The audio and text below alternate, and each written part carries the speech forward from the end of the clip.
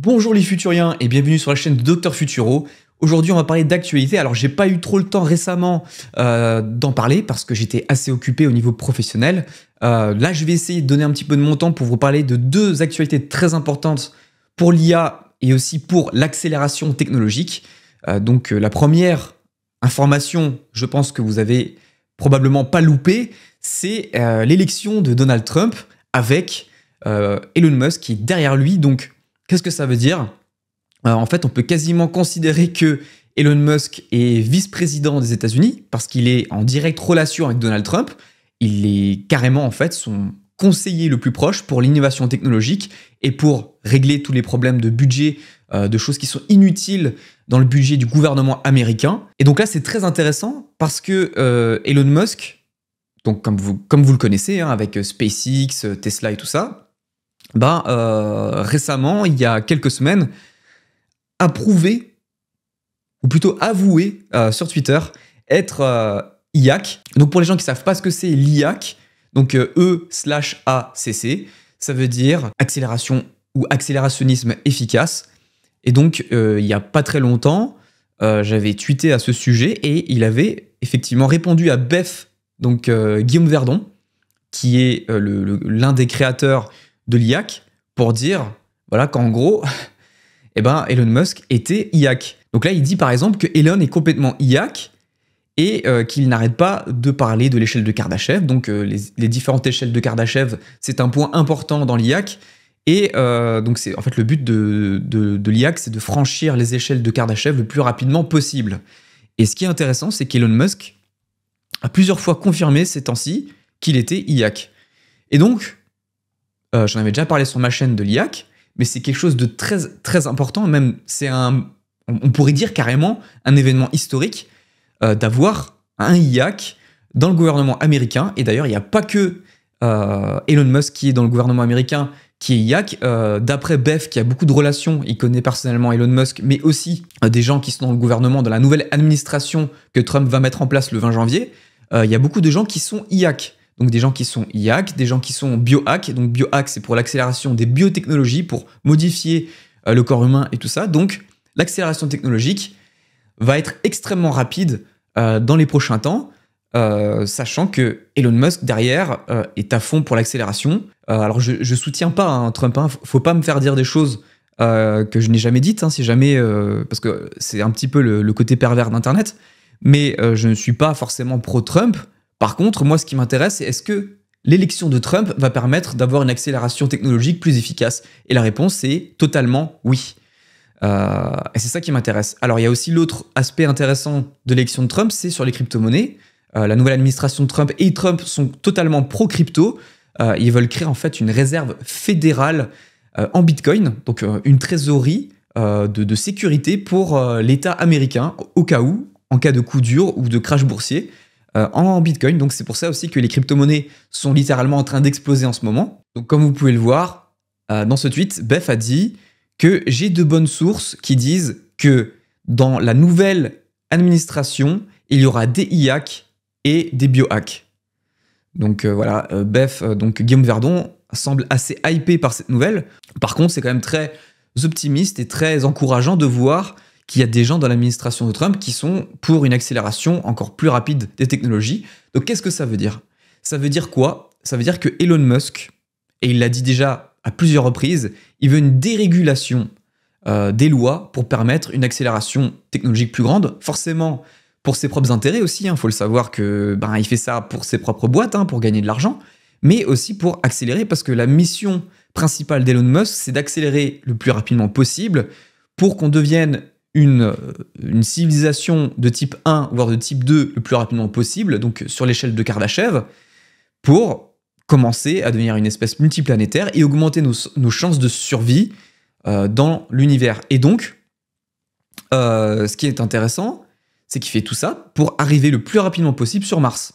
Son objectif principal à Elon Musk, ceux qui ne le savent pas encore, tout ce qu'il est en train de faire, que ce soit Neuralink, Starlink, SpaceX, Tesla, tout ça, c'est des boîtes qu'il va utiliser en synergie pour créer une civilisation sur Mars.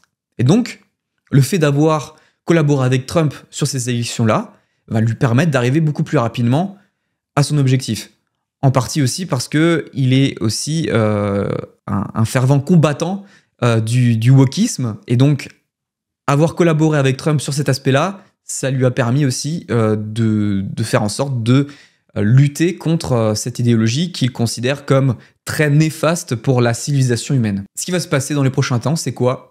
Une accélération technologique encore plus grande. Les 4 prochaines années, si Trump arrive vraiment au pouvoir le 20 janvier, eh bien, on va voir une accélération très rapide. Donc, les gens qui disent que ça allait trop vite récemment, ben moi je vous préviens, ça va vraiment aller encore plus vite.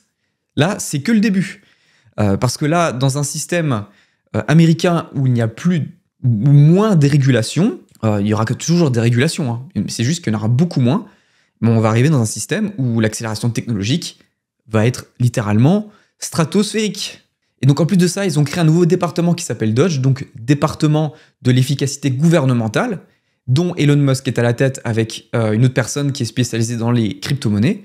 Leur objectif, ça va être de vérifier toutes les dépenses du budget américain et faire en sorte de les réduire et de littéralement effacer les choses qui ne servent plus à rien. Et donc, on sait que Elon Musk est un très bon gestionnaire dans ses boîtes. Donc, imaginez un gestionnaire de la taille d'Elon Musk au gouvernement américain, je pense que ça va être très bénéfique sur ce côté-là. Ça, c'est une certitude quasiment absolue. Préparez-vous à une accélération technologique, notamment de l'IA, encore beaucoup plus grande dans les 4 prochaines années. Ça va y aller, ça c'est sûr. Et donc là, ils ont fait un post il y a quelques jours pour dire, donc DOGE, le département de l'efficacité gouvernementale, le nouveau département qui a été créé par Elon Musk, nous sommes très reconnaissants aux milliers d'Américains qui ont manifesté leur intérêt à nous aider chez DOGE. Nous n'avons pas beaucoup plus de générateurs d'idées à temps partiel. Nous avons besoin de révolutionnaires du gouvernement à très haut QI, prêts à travailler plus de 80 heures par semaine sur des réductions de coûts peu attrayantes. Si c'est votre cas, envoyez un message privé à ce compte avec votre CV. Elon Musk et Vivek examineront les 1% des meilleurs candidats. Donc ce qui est intéressant, c'est que ça remet vraiment en avant la méritocratie. Elon Musk est à fond pour un système méritocratique. Et là, on le voit en fait dans ce tweet, et c'est ça qui est intéressant, c'est que ils vont prendre des gens apparemment qu'avec des très hauts QI. Attention, c'est ultra élitiste. Hein. Bon, maintenant, si on veut revenir sur l'aspect de l'élection de Trump, pour l'Europe, ça sera un petit peu moins drôle. Alors, les États-Unis vont accélérer à fond. L'Europe, quant à elle, elle va un peu moins devoir compter sur les États-Unis pour, par exemple, les conflits aussi en Ukraine. Donc, ça va, d'une certaine manière, être bénéfique sur le long terme, parce que sur le long terme, ça va nous forcer à bouger, à faire des choses en Europe. Par contre, sur le court terme, ça va être difficile, je pense, au niveau européen. En tout cas, l'avenir nous le dira. N'hésitez pas à me dire ce que vous en pensez dans les commentaires, mais voilà. Donc, pour l'Europe, ce ne sera pas forcément dans l'immédiat très positif. Sur le long terme, ça pourrait être intéressant. Mais en tout cas, c'est sûr que pour les États-Unis et pour le monde entier, cette accélération technologique sera très bénéfique, parce que tout ce qui se passe aux États-Unis ont une répercussion mondiale. Donc forcément, en France et en Europe, on aura des répercussions qui seront très intéressantes au niveau de l'accélération technologique. Pour terminer, autre information extrêmement cruciale sur le domaine de l'IA et notamment de l'AGI, eh bien c'est quoi? L'AGI, donc, comme j'en ai déjà plusieurs fois parlé sur ma chaîne, donc de l'intelligence artificielle générale ou l'intelligence artificielle de niveau humain. Eh bien, Sam Altman, le PDG d'OpenAI, a dit récemment que l'AGI était prévu pour 2025. Et donc cette interview a été donnée il y a très peu de temps sur la chaîne YC Combinator. Donc c'est la chaîne d'un des plus grands incubateurs et accélérateurs de start-up de la Silicon Valley. Et cette interview a été faite en collaboration avec Gary Tan, qui est justement le PDG de cette entreprise. You can do it faster than ever before and better than ever before, but you still have to build a business. What are you excited about in 2025? What's to come? AGI? Yeah. Excited for that. What am I excited for? Growing a kid. I'm more excited for that than anything I've ever been. Incredible. Il a dit pour 2025, les deux choses pour lesquelles il est le plus excité, c'est l'AGI et probablement l'adoption d'un enfant pour lui de son côté personnel. Mais nous, ce qui nous intéresse, c'est l'AGI. Et il a dit effectivement qu'en 2025, l'AGI était là. Donc, ça veut dire quoi? Probablement des agents de niveau 3, des agents autonomes, C'est probablement ça qu'on va avoir. Donc du coup, qui pourront totalement piloter votre ordinateur ou alors fonctionneront sur un device, un appareil externe, un ordinateur, sur lequel votre IA fonctionnera pour effectuer des tâches, voilà, faire du code, aller sur Internet, ce genre de choses. Et donc, les agents autonomes, c'est pour l'année prochaine. Et donc, ça veut dire que énormément de métiers vont être impactés. Alors, je pense pas que dans l'immédiat, l'année prochaine, les métiers vont disparaître du jour au lendemain, mais par contre, c'est sûr que plus en plus de boîtes vont travailler en collaboration avec des IA parce qu'on va gagner en efficacité et du coup en temps aussi, et en argent, forcément, parce que le temps, c'est de l'argent. Donc, beaucoup plus de boîtes vont les utiliser. Je pense que dans les 10 à 15 prochaines années, les métiers vont pas encore complètement disparaître. Donc, quand je parle des métiers, c'est surtout les métiers des cols blancs, des métiers qui peuvent être réalisés derrière l'ordinateur et vont d'abord être réalisés en grande partie en collaboration avec les IA. Je pense qu'on va garder des humains. Alors, certains humains, forcément, ceux qui seront dans le plus bas de l'échelle, eux, on va probablement les éliminer. Mais les personnes qui ont une certaine capacité managériale dans une entreprise, ou des gens qui doivent manager des produits ou des équipes, je pense que ces gens-là vont encore exister dans les prochaines années, mais forcément, la place de l'IA deviendra de plus en plus importante. On aura probablement des managers qui, à la fois, demanderont à des humains de travailler et vont manager en même temps des IA.